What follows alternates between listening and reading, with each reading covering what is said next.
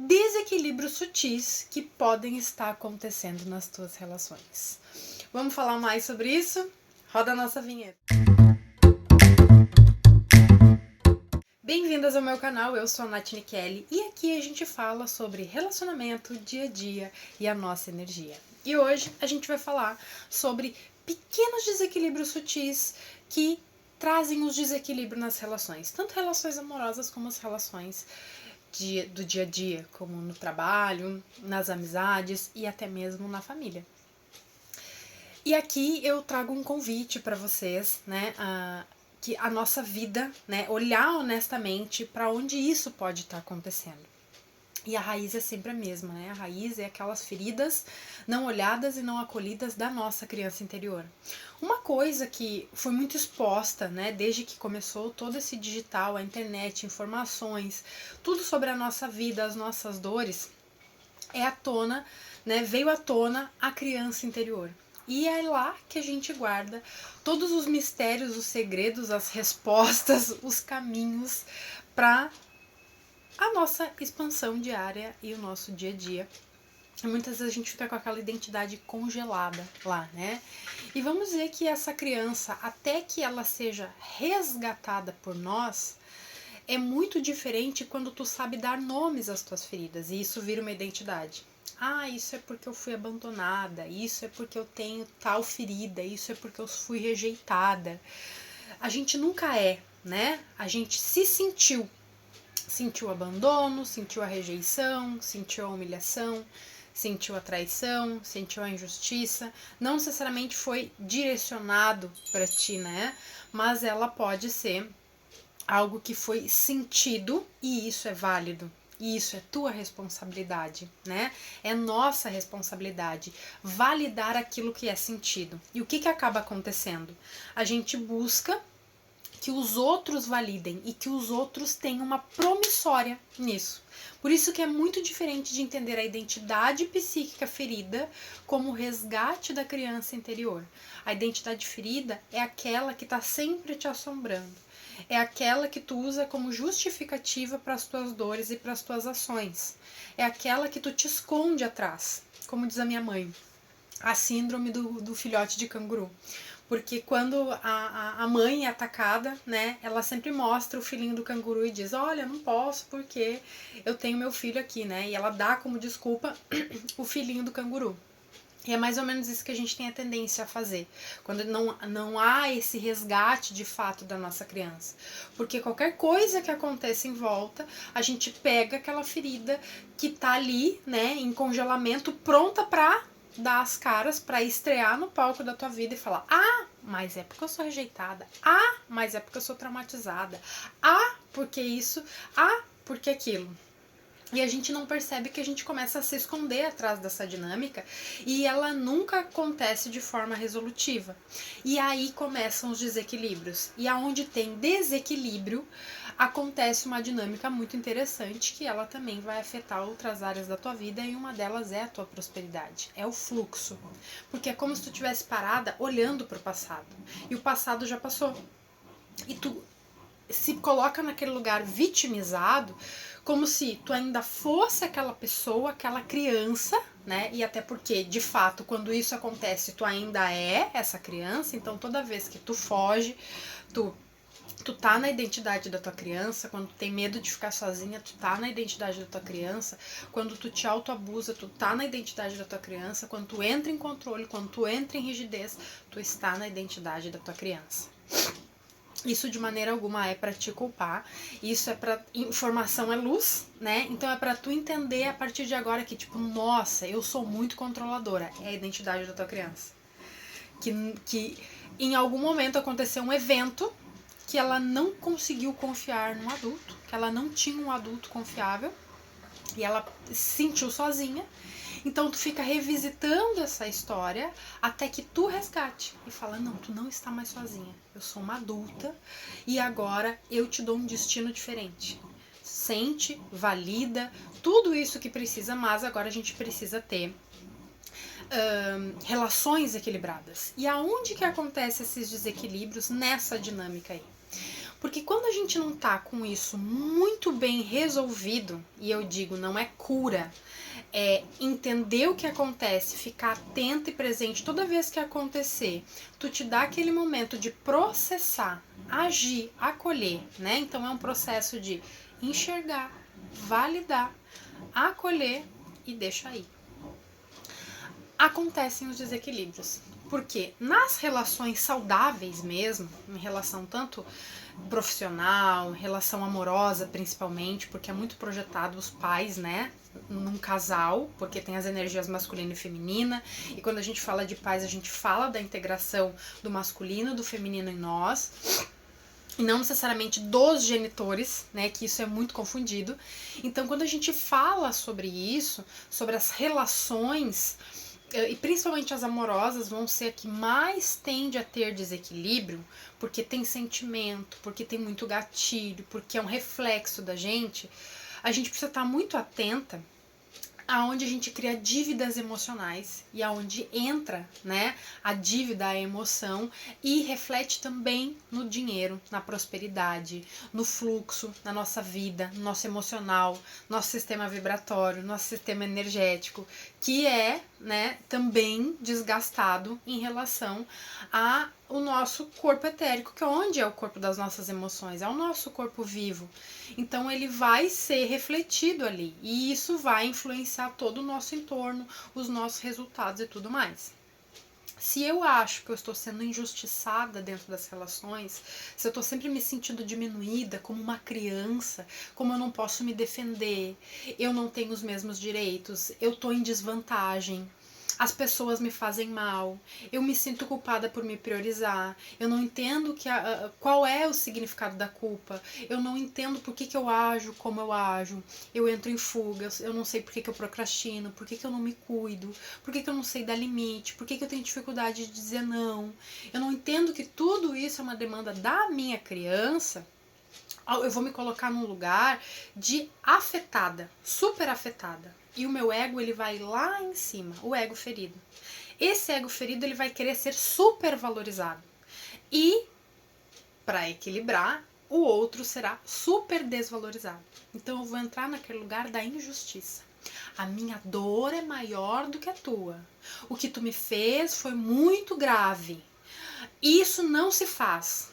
E aí olha como fica.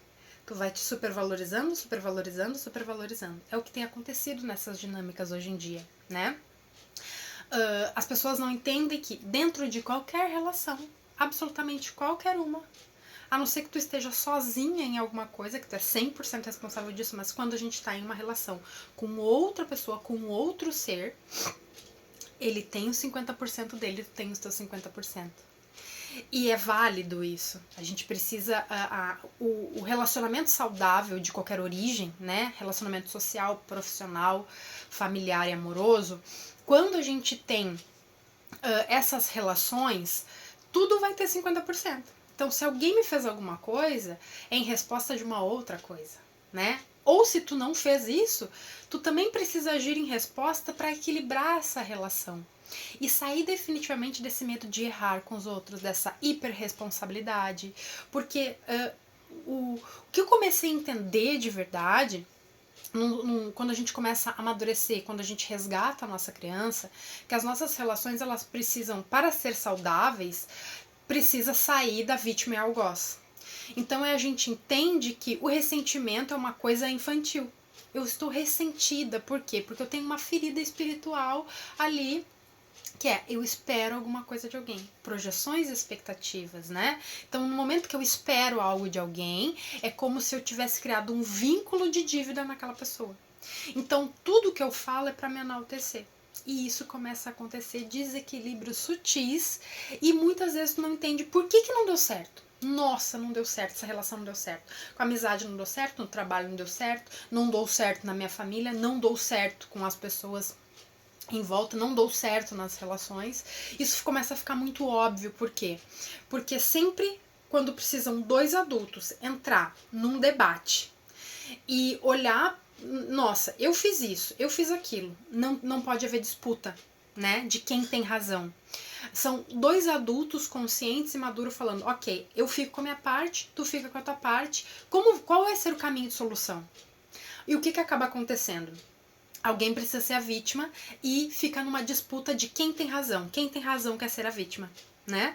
Quem tem razão? Eu sou a vítima, eu sou o injustiçado. A minha dor é maior do que a tua. Eu invalido a dor do outro. Eu entro em disputas de poder, né? De que o que tu fez foi pior, a forma que eu senti foi muito mais, tu foi muito mais traidor, tu foi muito mais isso.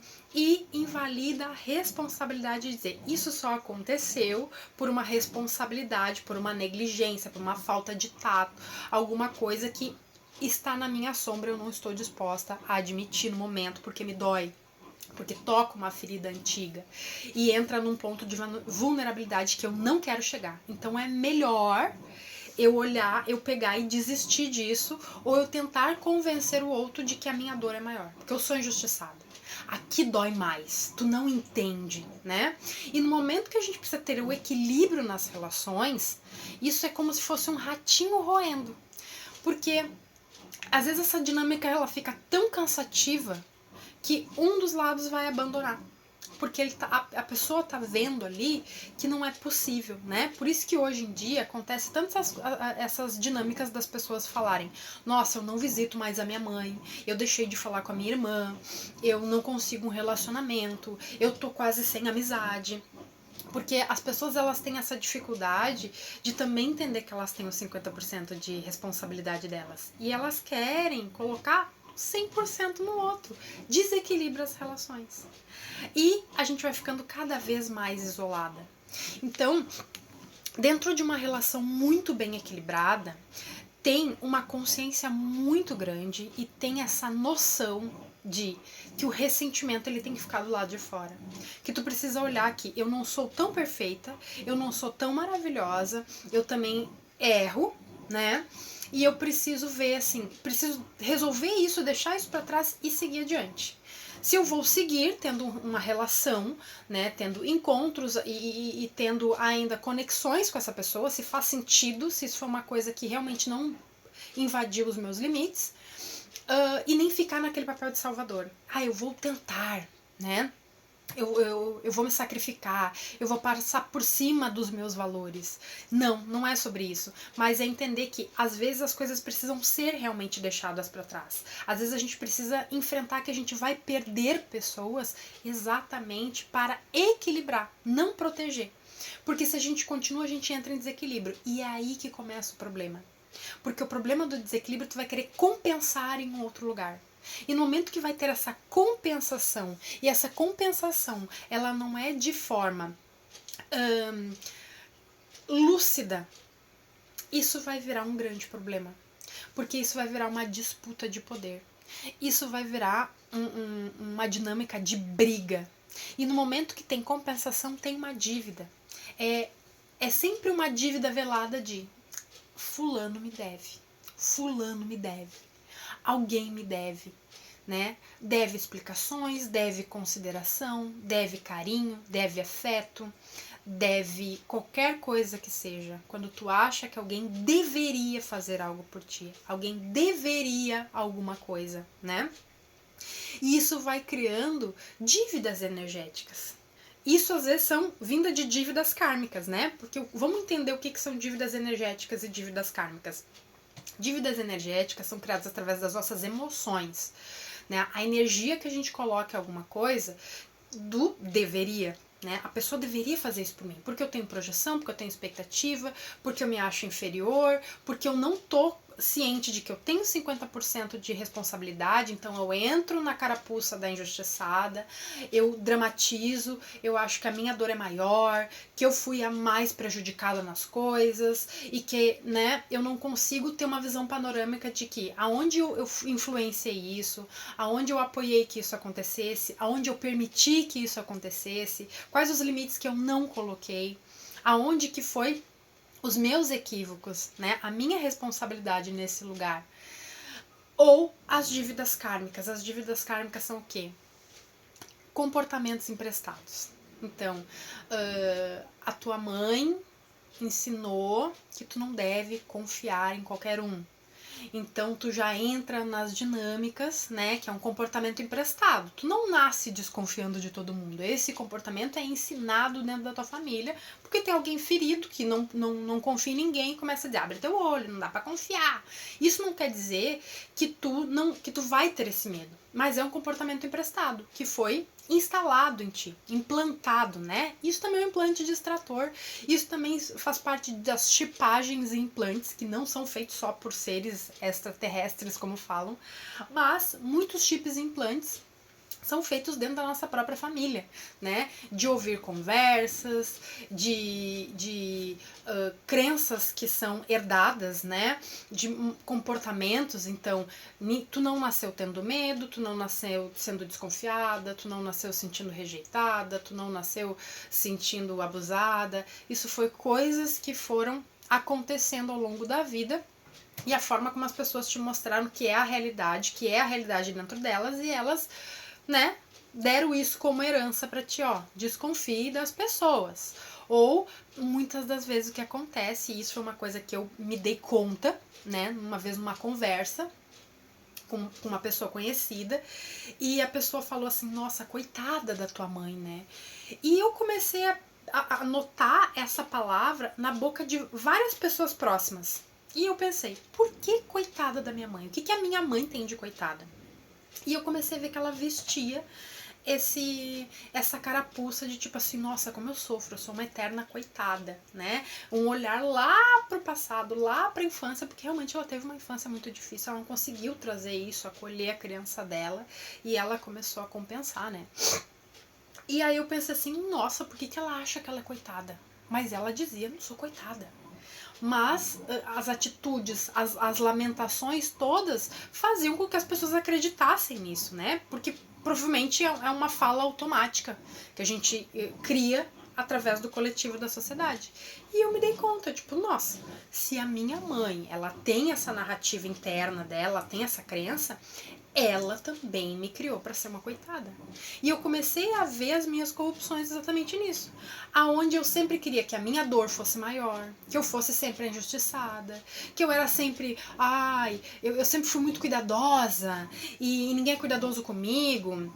E realmente isso era verdade, né? Mas por quê? Porque eu não me permitia errar.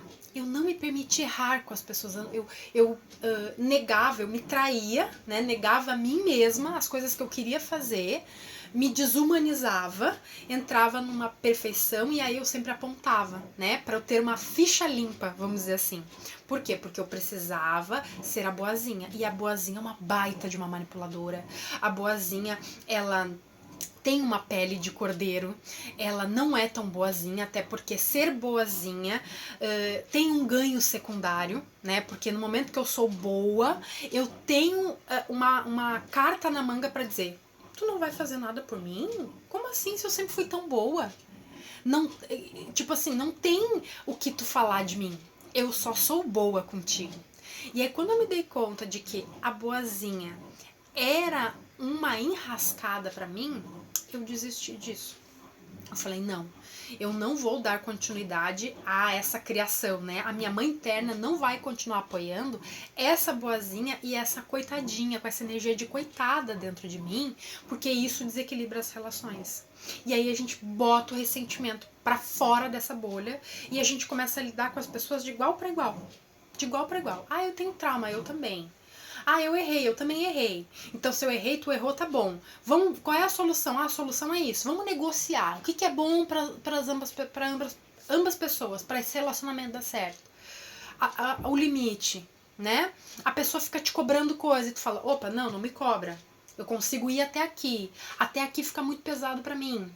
Né? Enquanto não tem essas dinâmicas muito bem estruturadas, a gente vai viver nessas dívidas energéticas e desses desequilíbrios sutis, que parece bobeira, que parece coisinha assim, nada muito, mas que prejudica muito o nosso sistema energético e financeiro. Porque o nosso campo vibracional é o que atrai as coisas para a nossa vida. E vai tendo um desgaste.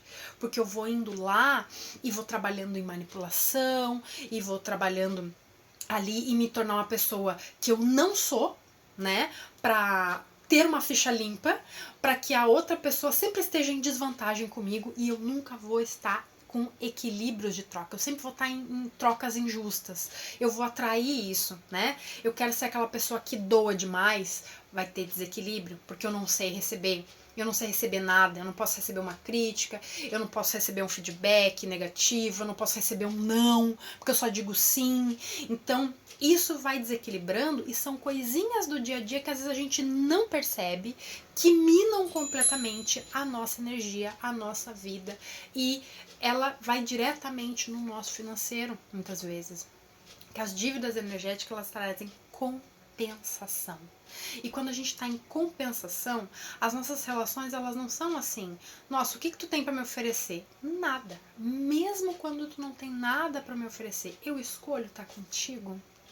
Às vezes não, às vezes é. Fulano tem que fazer isso, tem que fazer aquilo, se não for uma amiga assim, se não for uma amiga assado, as minhas condições são essas. As pessoas estão cheias de condições para se conectar hoje em dia e estão cheias de problemas, e estão cheias de dívidas energéticas, e estão tentando focar na carreira, no dinheiro, como se isso fosse a saída e a solução para as coisas, e não são.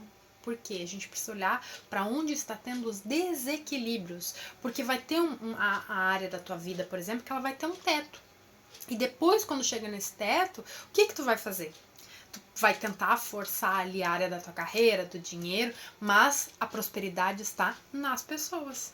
E aí, quando não tiver mais essas pessoas, porque tu tá totalmente fechada, porque tu tá num altar acima, tu tá muito evoluída, tu tá muito boa, porque todo mundo é ruim, porque tá difícil, porque não presta, porque tu não entende que tu tem o teu 50%, tu não entende os teus padrões, e aí tu sobe um patamar, tu acredita que tu tá acima das outras pessoas, mas é porque tu não te relaciona com elas.